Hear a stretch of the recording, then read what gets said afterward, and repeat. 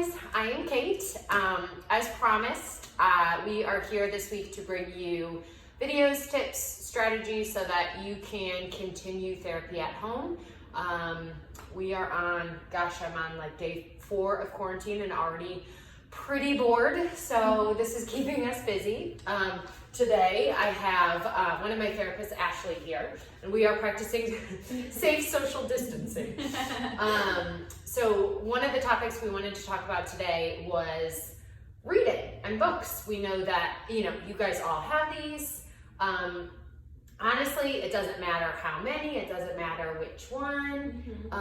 We know that you have this at home, and this, no matter what you're doing, if you're reading, you're giving your kids great language. Yeah, I mean, kids love books. They'll walk up to them, and even if they're just looking at the pictures, you don't need to necessarily be reading to them. You can, let them look at the pictures, point out and identify what the objects are. So we'll kind of go into that of different ways that you can use a book at home. Yeah, absolutely. So, like she was saying, there are multiple ways to allow your kid to engage with books, to read to them. So we'll start with kind of just the first way, just straight up kid on your lap, or my favorite, kid in the high chair, or sit them in front of you like we are. I'll sometimes put Colt on the couch or in his chair, and I'll sit right here so I'm at eye level with him.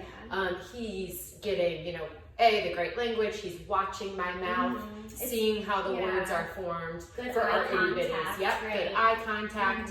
And you can also, if you have, so again, any book, but if you have, we've got Dear Zoo here, one of my favorites.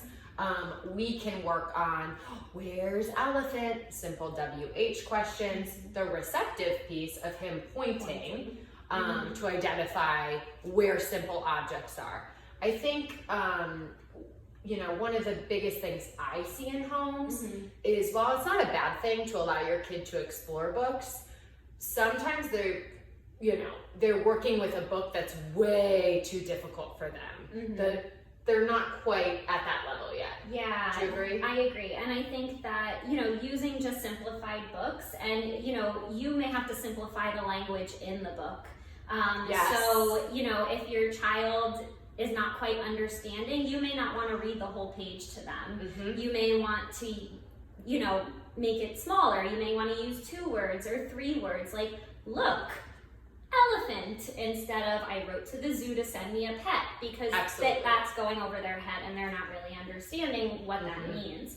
But if you say, look, open, and then they open the flap, elephant, and then they understood open, you point to the elephant and they see the elephant. So I think that helps simplify a book. And feel free to, don't let the words dictate what you're doing with your kid. Let them take the lead. So you see the elephant, if they're really excited about elephant sounds, maybe we just want to do the animal sounds. Elephant!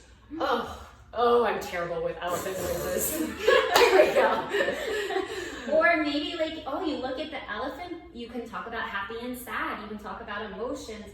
That elephant is happy, or maybe he's scared, or maybe he's sad. And then you could say, you make a happy face, and you can have your child make the happy face. Practice that good nonverbal communication. So that's kind of one way, is to just, like we talked about yesterday, really simplify. Always think about where your child's at. If they're reading sentences, then no, we're gonna have higher expectations of them. But for my kid, he's not talking yet. So where are we gonna be? We're gonna be with animal sounds. Just having him sit with me. Just because he's not talking, identifying everything I want him to, doesn't mean he's not getting all that I need him to for that. Just having him there and present with you is so important. Yeah, and even if you're just sitting there and you're like, describing the object. I love doing this with my kids. I'll be like, look, it has a long neck. I'm not expecting the child to say long neck. I just want him to look at it. Be like, here's my neck, here's the giraffe's long neck. It has 4 legs, it has a long tail. So you're just talking about the different body parts and what the animal looks like. And I think that that's a great, that's also a great tool to use while you're reading. Absolutely. So that would kind of be, strategy 1. Second, so let's say we have a kid who they're at 2 to 3 words. So we've got lots of little 2-year-olds that we work with. They might be 1 word, 2 word. We want them at 3 to 4 words. We're gonna, again, increase our expectation, make sure they can attend to you, make sure we don't skip over that good receptive language. Do they understand it? If they don't, we're not gonna have that verbal expectation. So be sure not to skip over their receptive language. Let's make sure they understand what we're talking about and showing them. And can they point to it? Can they identify? Can they attend? Because if not, it's okay. We just need to bring it down a few levels. Do you want to, so we talked about, simple reading strategies. The second would just be reading as is, as the page. Yeah, reading as you. So we could read this page and say, so they sent me A, and then we would open the flap. A lion, he was too fierce, so I sent him back. We can talk about the lion. You can say, what did they send us? So we just read the page to the child, and then we could ask a what question. Or we could say, where is the lion? Oh, he's in the box. Where does a lion live? A lion lives at the at the farm? No, the lion doesn't live at the farm. The lion lives at the zoo. We could ask yes/no questions. Is this a cat? Well, maybe that's like sort of. We can say, is this a dog? Yes. Right. Dog or lion. Right. I think it's great to provide choices when you're reading because we have the visual cues. So he or she can look and see, is this a cat, a dog, or a lion? Dog or lion? I'm going to point. I'm going to really up my cues if they need it. If we're working with a kid who definitely notices animals, maybe we just want the yes/no, or we just want the WH questions. We meet them where they're at. Right. We may say for a child who knows a lot about zoo animals, what does a lion do? Do you know what this is called? So getting them, just giving them more information about expanding on the vocabulary. Right, expanding. So even though this is a fiction book, we can talk about the nonfiction, what an actual lion does. So take it and again, have fun with it, play with it. Let the child and the book kind of take you wherever you want to go, where they want to go. If they're super into the sounds, then you be super into the sounds. And I do get a lot of parents who always say, oh, well, I'll read a book to them, and they just kind of grab the book and start flipping through it. And that's a really, that's a struggle for parents because they want to read it, but the child just keeps flipping, and then they're done and they go to the next book. It's okay if you grab the book and you're in control of the book. I always do that during therapy, and that's a hard thing, I think, for, I'm not a parent, but I know that you go through that, with your own child, and that's a hard thing to do, to control the activity. But when you want them to learn and you want them to participate, you controlling it is okay too. Yeah, even if we're starting with 2 pages. Okay, so he might be pitching a fit, but for 2 pages, gosh, we had him. And then the next time we read the book, which is going to be in 5 minutes, we're going to get through 3 pages. That might be all we can do for one day. But and just know it gets easier. It does. And we're building the attention. Again, set the expectations at an appropriate level.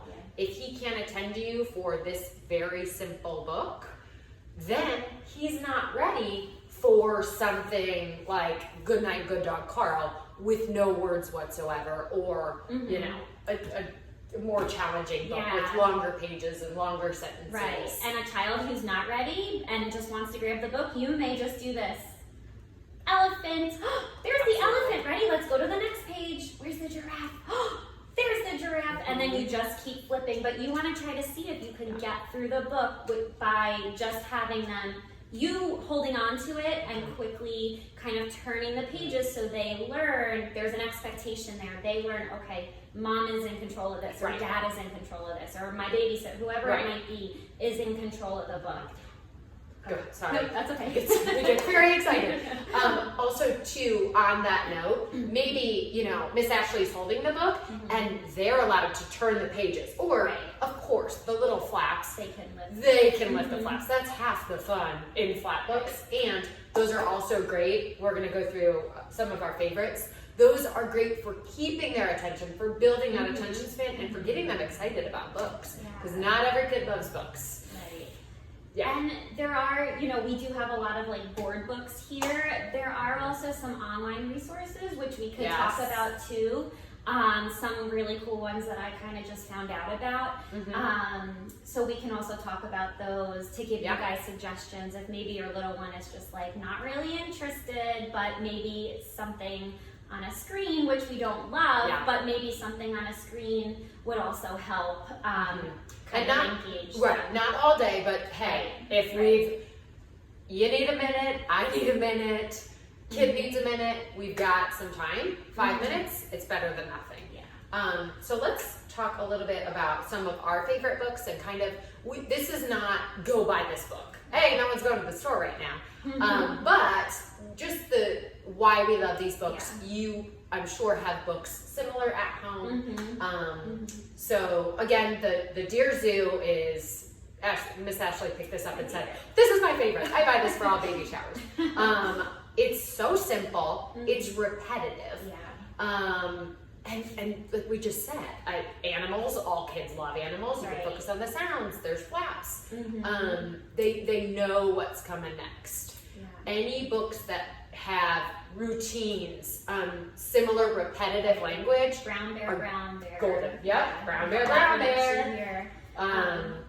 That's brown bear, brown bear. This version is my absolute favorite because of the slider. Colton is obsessed with sliding the door. And we talk open, close, and again, add on whatever. If he's super engaged in this, I'm going to add the bear growling every time. Brown bear, roar. Brown bear, roar. What do you see? We may pretend we want to feed the bear. Oh, let's get him some food. Oh, the frog. Let's give the frog some food. He's eating. So now you're just kind of playing around with the book. Like, this book isn't talking about the frog eating, but we can bring verbs into it. We can bring the color words. It does say green frog. So what else is green? A tree is green. The grass is green. So you can, for some of the kids that are a little older and start categorizing. A frog is a type of food or animal. Right, it's an animal. Absolutely. So there's so many things you can do with books. And this is a great example of using a simple book with a kid that might not have the attention span, but has a higher expressive or receptive language. We're building the attention by making it really fun, making it really exciting, but we're not quite there to sit down and read a paragraph with a page. Exactly. Okay, what else? This one's a great one. Where Spot. Where Spot. I love this book. This is great for, not only prepositions, where questions. The best. Is he behind the door? You can have the child knock every time, so you're working on those actions, getting them to maybe just imitate the action, like, look, I'm knocking, you knock. Getting them to just follow your command of knock on the door. Absolutely. Then, once they open the door, there's again another bear. I feel like kids love animals too. So any book with animals, bright colors, they're all great to work with your child. But so we following directions. Again, you can talk about describing. This one's also great because it has yes, no's in it. So is he behind the door? No, he's not behind the door. Again, we could say, is this a cow? No, it's not a cow. Is this a dog? No. Is it a bear? Yes. And we can, talk about informational yes, no questions. Again, if I had the child in front of me when I'm working on the yes, no questions, super important so that he can see.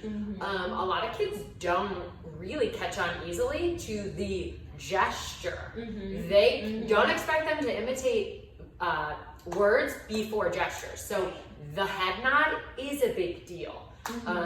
Even before, I mean, Colton's not saying yes, no, but I am really pushing for the gestures. Right. Always proceed. What else do we have? We have. Go ahead. Go. Sorry. Nope. You go. B is for bear. This is just a simple. I just wanted to grab an example of something with touch and feel. Great for fine motor development. Again, keeping them engaged. Talk about how it feels. Oh, Ducky's so soft. Feel so soft.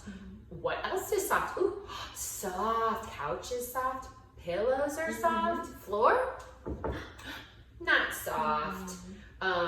So that's great because they just have little, with every page there's something that can touch. Yeah, it's a little more interactive, just like the with the flat books. Yeah. Pete the Cat I love because again, that repetitive language. And for apraxia, we need to do a post on that. I was going to say, we didn't talk about speech yet.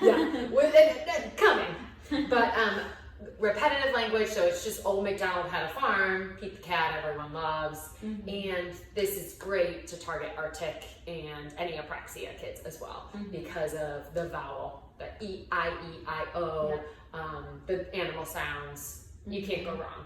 And again, because it's a repetitive, they know what's coming, it's the same thing, just a different animal. And remember, you're in control. Like, I think that's the big thing to tell you guys is, they're like, you work so well with them. It's so hard for me to get them engaged and get them sitting down. But just remember, you're the adult, and you do have the control of an activity or something that you're doing. And even though it's hard and you'll get some cries, do it a couple times, and you'll see the difference. Set the expectation. No, it's not going to be perfect. And maybe pick your time of day. Before nap might not be the best, but after snack. When they first wake up, right before bed, after they've had milk and food. Those are great times. Llama Llama, gosh, I just love it. I love the expressions that the little llamas have, and I feel like every time I read it, I can add something new. So I think the whole series is great. And I really love. A lot of my board books are this size, which is fine. That one's so big. But this one's so big, so again, for keeping their attention, and it really shows, ooh, Llama's so scared. It really shows it well. So I love that one. And lastly, this is the cutest. Good night. Oh, good dog park. So really, I don't know a kid who doesn't love dogs, and there's no words. So while my husband hates it, he's like, I don't know what to say. I love it because you can really have fun with it. It can change. You can work on story retell. Even just asking, oh my goodness, what is the little girl doing? Is that safe? That's not, talking about safety. That's not safe. You can go anywhere with this. That's great. First, next, then. There's the visuals to sequence and really make it your own and have fun with it. So I do love stories without words. And that could be a separate post as well. We could spend a week talking about that. So I think for now, I think that sums it up, right? Just have fun with it. Have fun. And enjoy, the time home. I know this seems like a lot right now, but enjoy the time home with your kids. Yes, and absolutely. You can't go wrong with books. So if you're doing nothing else, and we know that there's going to be screens, and that's okay. Try to limit it as much as you can. Get outside. It's very easy for us to say that because it's 85 here. So for my Ohio friends, I know that's not as enjoyable. But get creative, and if nothing else, read. We promise you will see great results. And talk. all day Even long. if you feel like you're talking to yourself, they're listening.